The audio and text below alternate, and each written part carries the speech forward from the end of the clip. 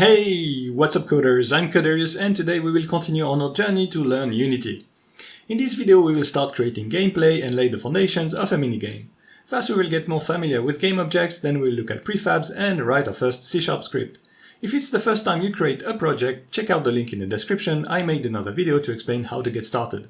Before jumping in today's episode, take a moment to like and subscribe, and I see you in Unity.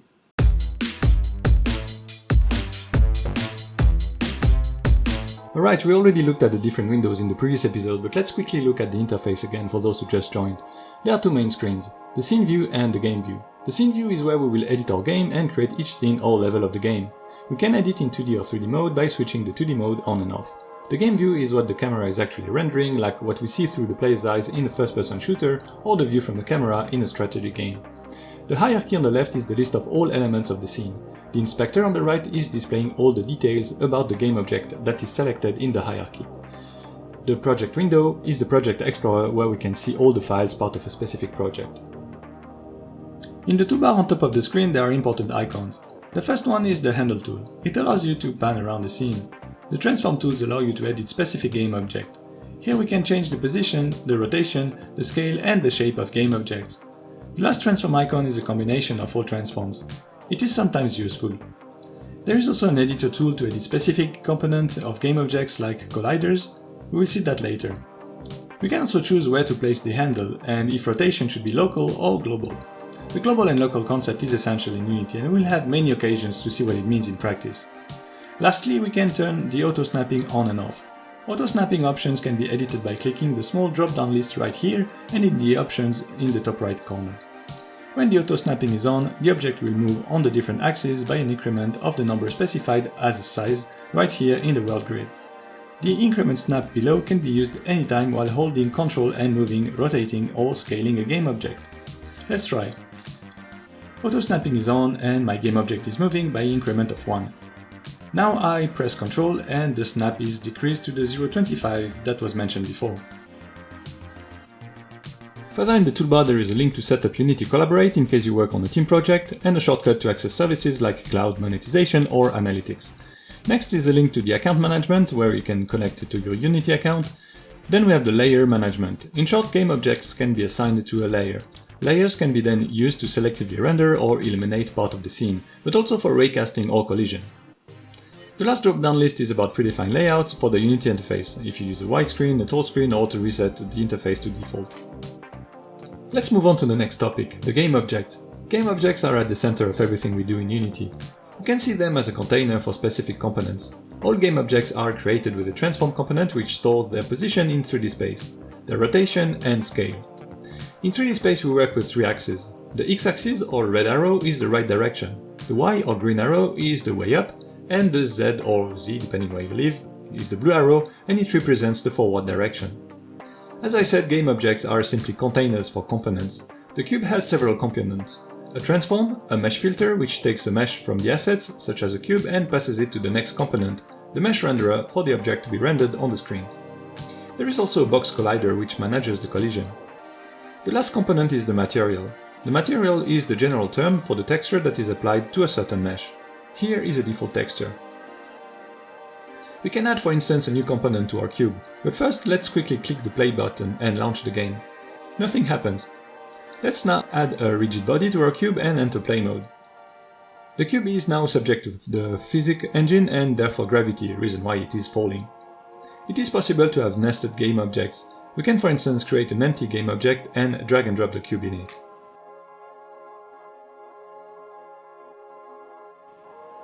Let's start creating our minigame. I thought that the bowling game could be a good example to practice the basics we've just learned. The concept is quite simple, a lane, a ball and pins. For the lane we can create a plane. I encourage you to use real-world value when you use Unity and follow some convention, like 1 unit in Unity equals 1 meter in the real world. After a quick Google search I learned that bowling lanes are 18.29 meters or 60 feet long and 105 centimeters or 41.1 inches wide. There are exceptions in Unity measurement system. Planes are one of them.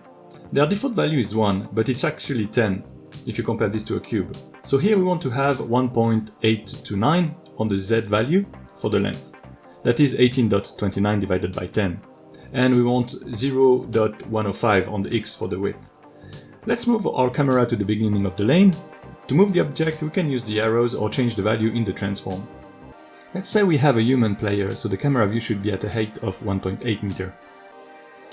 We can also change the rotation value on the X. A value of 10 seems to be a bit more pleasant. Okay, now we need a ball. Let's add a new 3D game object. So right click in the hierarchy, 3D, and select the sphere. One shortcut to use to focus directly on a selected game object is by pressing F. Bowling balls have a maximum diameters of about 21.83 cm or 8.6 inches. Let's reduce the size of the ball accordingly. The scale on the 3 axes have to be changed. You can use another snapping trick here. Let's move the camera so that we are below the ball and press the V key. Keep the V key down and click the ball. Now move it down to the lane and it will snap automatically. Cool, we can then move it back to the start. What do we need? Pins, of course. Let's go with some rudimentary pins. We will use cylinders for now. In the next video we will make this all look a bit better. Let's create an empty game object and call it pins. Don't forget to reset its coordinates. Right click on top of the transform and click reset. Right click on the new game object and add a new 3D cylinder. Okay, this cylinder is huge. Standard bowling pins are about 38 cm or 15 inches and 12.1 cm wide or 4.75 inches. For some reason the default height of the cylinder is 2 compared to a cube. That's another exception in the measurement system. So we need to divide our 38 by 2 to keep the scale. Let's change the size of the pin accordingly. You can use the same trick to snap the pin to the ground by pressing V. Okay, there are 10 pins in a standard game, so let's duplicate our pin 9 times. But first, we can create a prefab with that pin, because we will reuse it later on. Drag and drop the game object to the project window and voila, we have a prefab. We can duplicate our prefab. For that we can select the pin and press Ctrl D. We can also right click on the cylinder and select duplicate. Let's now place our pins. There is 30 cm between each of them. Doing a little bit of math, the height of an equilateral triangle is the side multiplied by half of the square root of 3. So for a side of 30, we have a height of 26, or 10.24 inches. So we can place our pins with these measures. There is a 0.3 distance on the x-axis between each of them and 0.26 on the z-axis.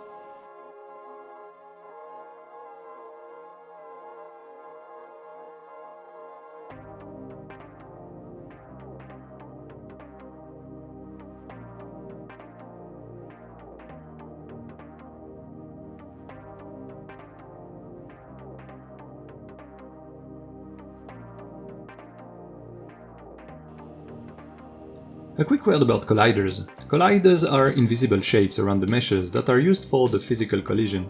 The collision system will not interact with the 3D mesh composed of vertices, but with the collider. There are different types of colliders for the various primitives, such as cubes, spheres or surfaces. When we created the ball and the pins, they came with a default collider. The sphere collider works fine for the ball because it's actually a sphere, but for the pins as cylinder, they came with a capsule collider. There are two options to simulate a cylinder. First we could use a mesh collider, which will try to perfectly match the shape of the mesh. It is more computationally intensive, so use the mesh colliders sparingly. Another alternative is to add two box colliders to the top and the bottom of the game object together with the capsule collider. Anyway, I'll let you experiment and we'll cover the Unity physics and collision system in more details in another video. As we have only 10 pins, we can use the mesh collider, it won't break the computer. Let's select all the pins, remove the capsule collider and add a mesh collider instead. Flag the mesh as convex, else it's not gonna work. We also want to add a RigidBody to these pins. The RigidBody is another essential component of the physics engine. It takes over the movement of the game object it is attached to and enables physics to it. We can here add a mass to our pins, which weigh around 1.3 kg or 3 pounds and 6 ounces. Let's also add the RigidBody to our ball and assign a mass between 6 and 16 pounds or 2.7 to 7.3 kilograms. Let's have something in between and assign a mass of 5. Alright, after all this I'm sure you're just like me and want to take these pins down.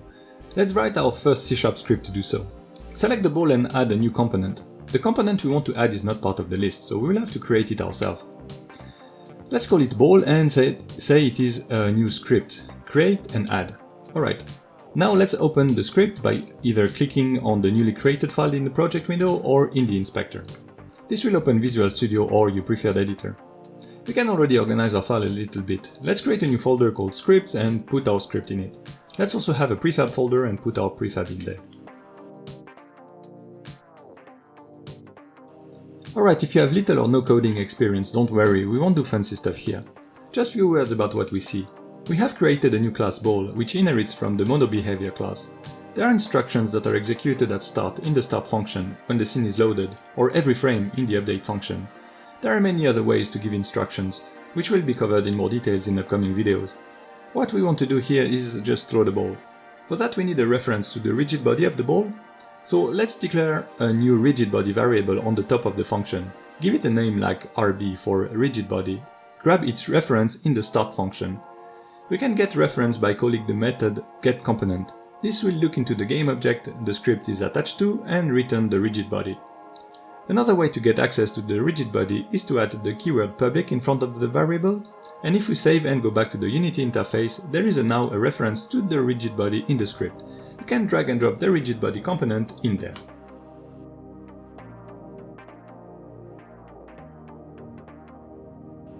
How to throw the ball? We could do that by pressing the return key, for instance. For that we will use the input manager and check if the return key is pressed during the current frame. In that case we add a force to the ball. Without too much physics and mathematics, the force is represented by a vector. Thinking in 3D, a vector is just an arrow pointing into a certain direction. The longer the arrow, the stronger is the force. So here it's quite simple, we want the ball to go straight forward. So our force vector is the vector 3.forward. Vector 3 for a 3-dimensional vector and forward for the direction. This is the z-axis or the blue arrow, as mentioned earlier. These default vectors are normalized, which means they have a magnitude or length of 1. So we want to add a little bit more force to our ball, else it won't reach the pins. Let's multiply that vector by 1000. Okay, we can save our project and enter play mode. Press the return key to see finally these pins going down. Okay, it looks like we need a little bit more strength. Let's go back to the code and have a force of 5000.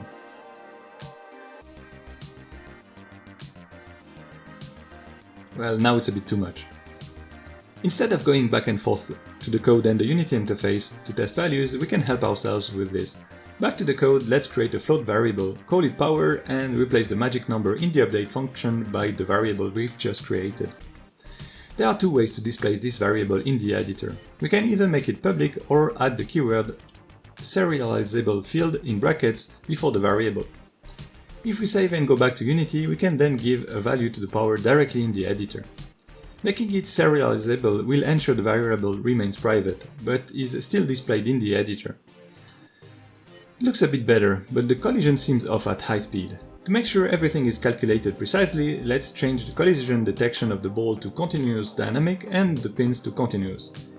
It is more demanding on the resources, but provide much better results for fast-moving objects. Okay, let's try again. Move the ball a little bit to the right and...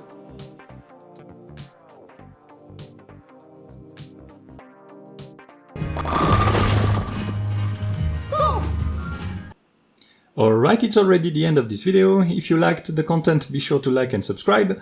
There is a lot to come in the next one. We will keep working on this project, add a texture, import 3D objects from outside Unity, add sound and look at the scene manager to navigate between the main menu and the game that we will create.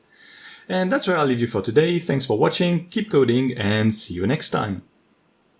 Coderious.